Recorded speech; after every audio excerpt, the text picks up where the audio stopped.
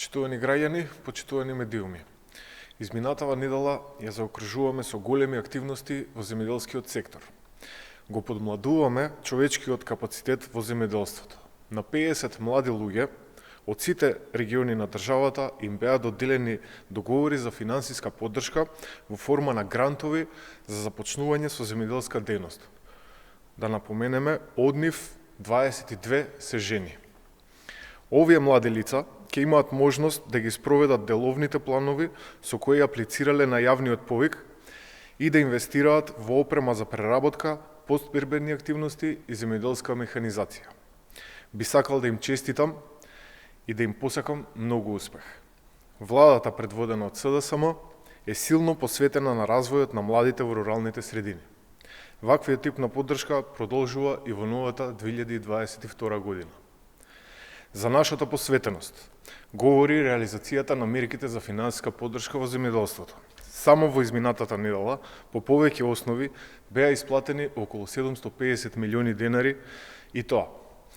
На сметките на околу 6500 млекопроизводители се исплатени над 220 милиони денари како дополнителни плаќања од 3,5 денари за литар предадено кравјо млеко, односно 4,5 денари по литар за предадено овчо и козјо млеко. На сметките на околу 7700 лица исплатени се 84,4 милиони денари за вршене на земјоделска дејност во подрачја со ограничени можности. 63,6 милиони денари се исплатени за предадени јагниња во кланичен капацитет. 8,5 милиони денари се исплатени на сметките на сите живинари кои имаат пријавено бројлери во кланични капацитети за периодот од мај 2019 до септември 2020 година. Исплатена е и поддршката за саден и семенски материјал, и тоа 39,3 милиони денари за произведен лозов и овошен саден материјал и 35,3 милиони денари за произведен сертифициран семенски материјал. 27,2 милиони денари се исплатени за субјектите кои пријавиле дека имаат одгледани и продадени амортизирани неселки. Владата продолжува со својата заложба за развој на органското производство. 778 органски производители ги добиваат заслужените субвенции во вкупна висина од 113 милиони денари.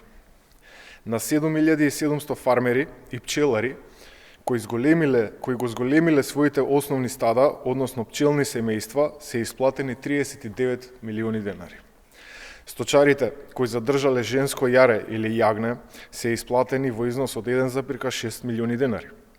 Ова е темпото со кое се работи во интерес на земјоделците. Почитувани лозари, овоштари и оризари, наспроти сите лаги и шпекулации од кујните на опозицијата, изминатава недела се донесе уште една важна работа. Набрзо пристигнува и ветената поддршка од пакетот мерки за облажување на последиците од ковид-кризата. Изминатата недела пратениците од парламентарното мнозинство го изгласаа законот за финансиска поддршка за намалување на последиците предизвикани од пандемијата со COVID-19 врз производството и откупот на земјоделски производи. Без ни да се потрудат да го сокријат лицемерието, пратениците на ВМРО ДПМН и опозицијата не гласаа за овој закон. Земјоделци, имајте го ова на ум следниот пат кога ќе се обидат да ве изманипулираат. 2021 година ја бележиме како година со најсилна динамика во реализацијата на програмските мерки. Како последен прес за земјоделството во оваа 2021 година, од моје име, од името на сите членови на Комисијата за земјоделство, шумарство и водостопанство на Социјалдемократскиот сојуз на Македонија, ви посакувам поуспешна, просперитетна и плодна нова 2022 година. Ви благодарам.